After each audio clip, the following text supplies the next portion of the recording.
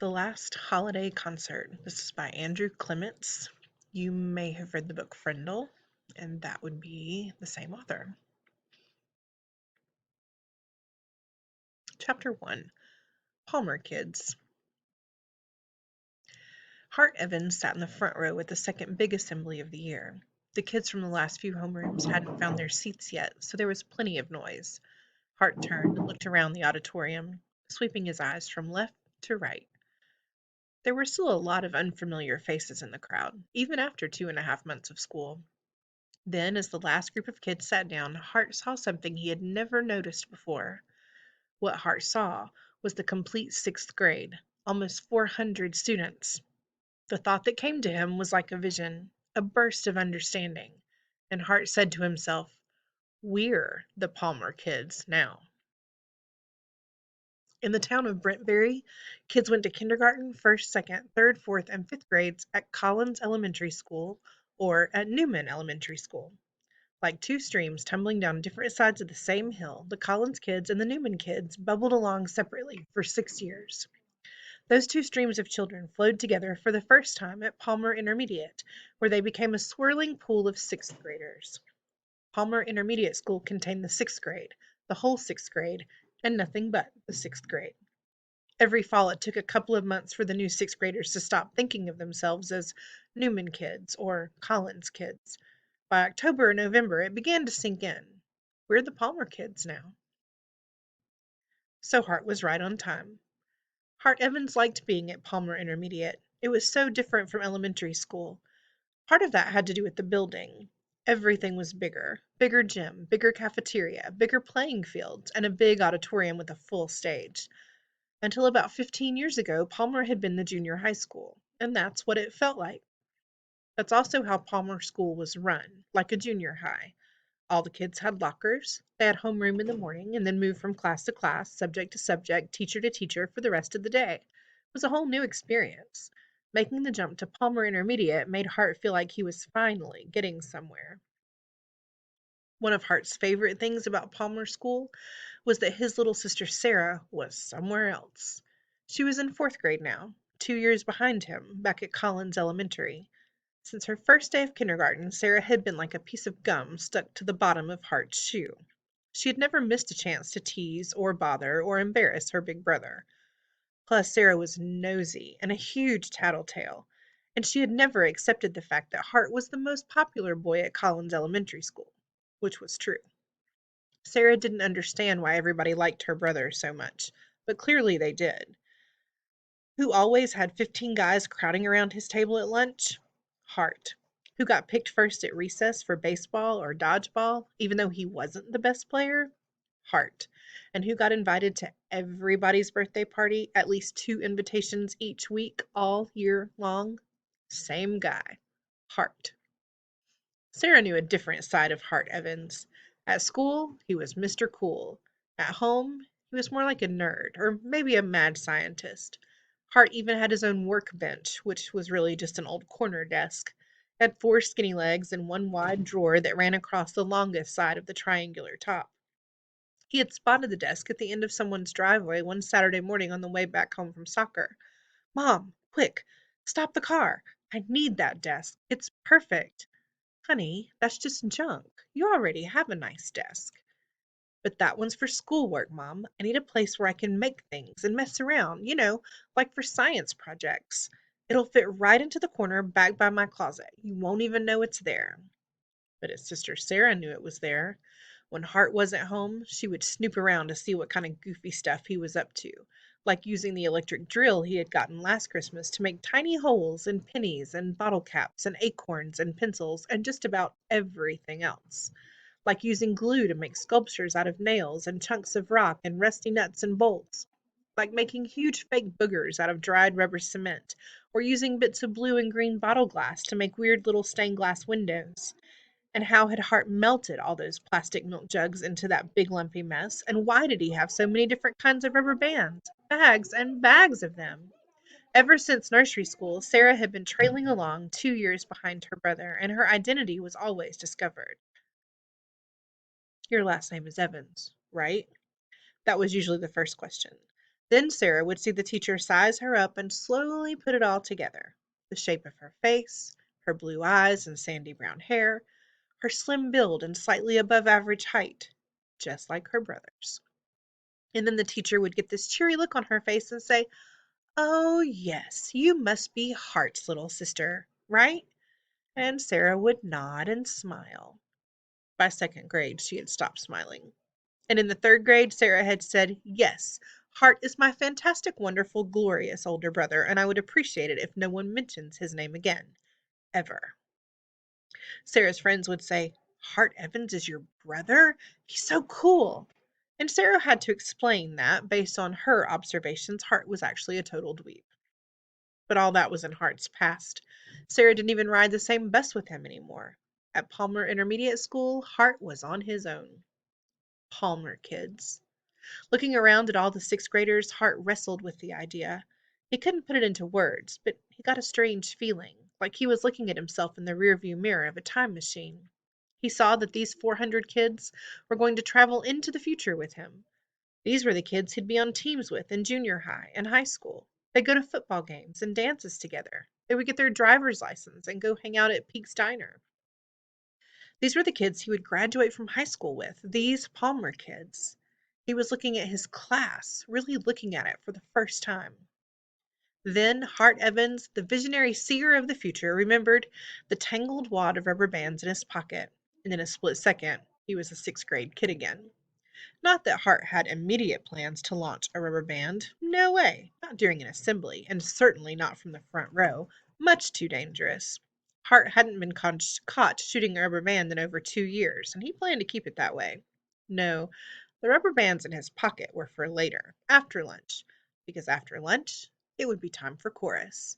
And in Hart's opinion, a few well launched rubber bands were just what the sixth grade chorus needed. Chapter 2. Coolness. Hart swallowed a yawn, but it was a tired yawn, not a bored yawn. He liked assemblies. Sometimes the programs were good, and even if they weren't, an assembly was still pretty much free time. As long as you kept looking straight ahead and didn't shut your eyes, you could think about anything you wanted for almost an hour, which didn't happen very often at school. Up on stage, 2 men and 2 women were dressed in costumes from the 1840s. The guy in the straw hat had a banjo, and the woman wearing blue jean overalls had a guitar. All four were singing some songs about the Erie Canal. They were good musicians, and the way they used folk songs to show American history was pretty interesting. But they'd been at it for almost 35 minutes, and it was starting to get old. Hart tuned them out. Another yawn. Hart let his mind drift back a few hours, and he remembered the sound of the noisy water pipes in the wall next to his bed, which was why he'd been awake since 6 a.m. today. That was when his dad had started taking a shower. Hart had tried to get back to sleep, but the automatic coffee maker had already filled the house with the smell of morning. Usually his mom had to pull Hart out of bed at the last second so he could throw on some clothes, drag a comb through his hair, grab a piece of toast and a swallow of juice, and then sprint to catch the school bus. And as he hurried through the kitchen, Sarah always said something like, "It's so stupid to be late." Not today. Hart was starting a second bowl of cereal when his parents had come into the kitchen a little before 7. His mom had been surprised. "Are you feeling all right, Harty?" And Hart had said, "I'm fine, Mom. I just woke up early, that's all. And please, stop calling me Harty, okay?" 15 years on the Erie Canal.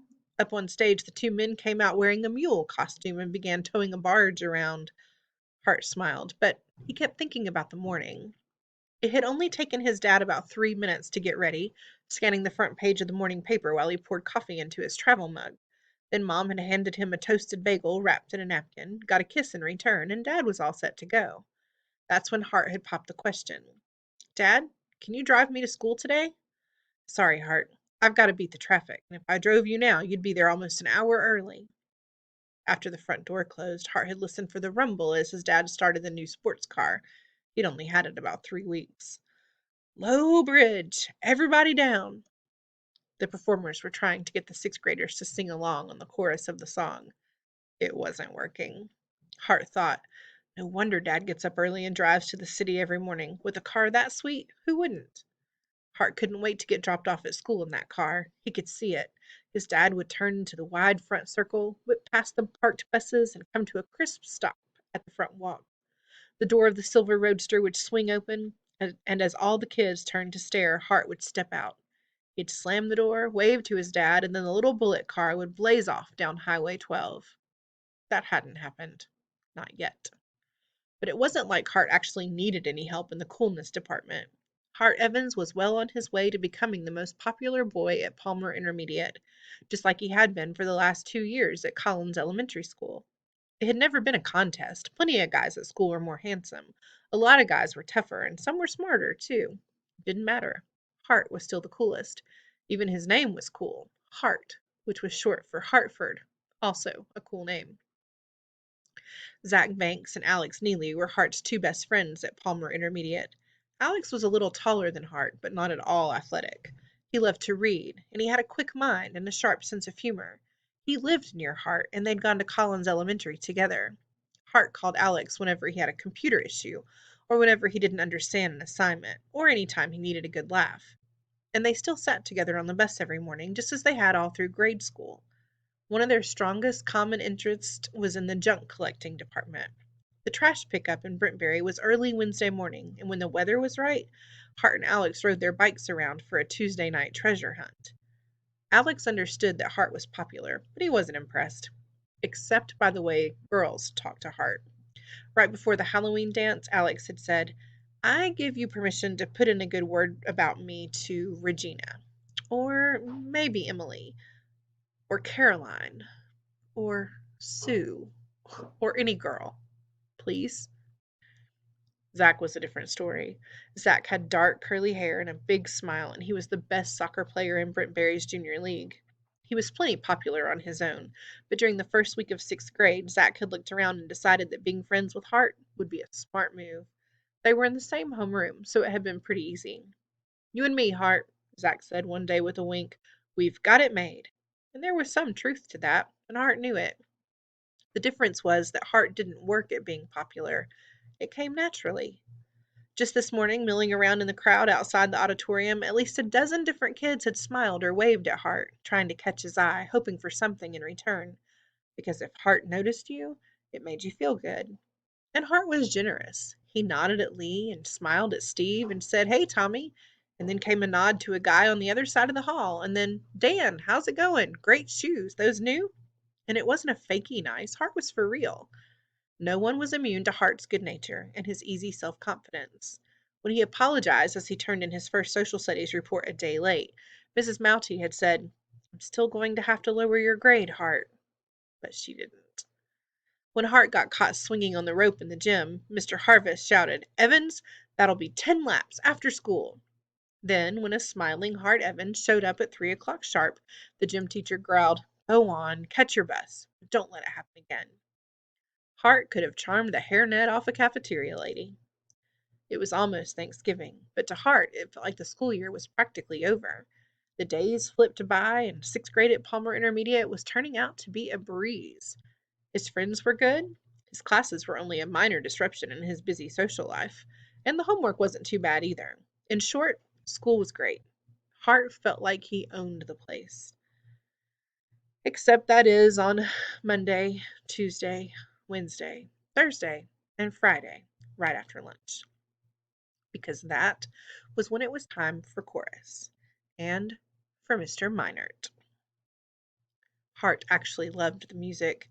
He had taken 2 years of piano lessons, and recently he had also begun to play a band instrument. Coolest one, of course, the drums. Except the 6th grade band already had 3 other more experienced drummers. And that was why Hart had been put into the chorus. He even had a decent singing voice. At least it sounded good to him when he sang in the shower. So music itself wasn't the problem. Hart just didn't like chorus. He didn't like standing up and opening his mouth wide and singing songs that he never would have chosen to sing on his own.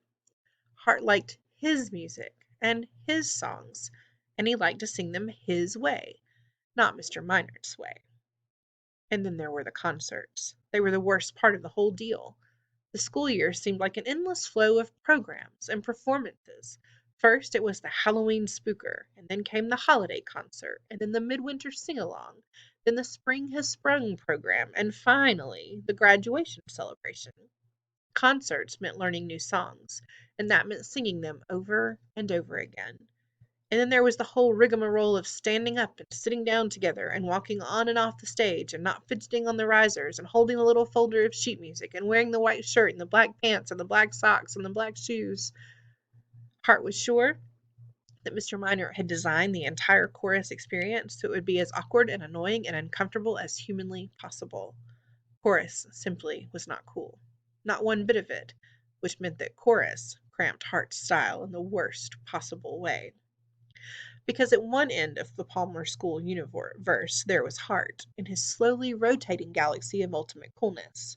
Then way down at the other end of time and space, past all the stars and moons and planets, there was Mr. Minert, singing his head off somewhere inside a very uncool black hole.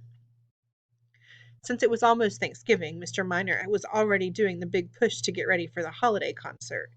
And it was a push. A 1 hour musical extravaganza required a massive effort, and from Mr. Miner's point of view, his chorus was the main event of the whole show.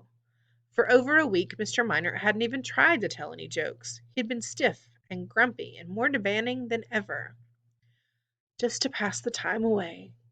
The last song of the morning assembly was "I've Been Working on the Railroad," and the performers asked all the kids to stand up and sing along. The banjo player kept stopping the song to shout, "Can't you kids sing louder than that?" By the third time he had done it, they were all screaming the words at the top of their lungs. And when the song ended, applause was so loud and went on so long that Mr. Richards, the principal, had to get up on stage and make everyone be quiet. As the kids began leaving the auditorium, Hart caught a glimpse of Mr. Miner at the side of the stage, thanking the performers. Hart smiled, and he thought, "See you after lunch, Mr. Minert." Today, for the first time all year, Hart was pretty sure that chorus was going to be fun.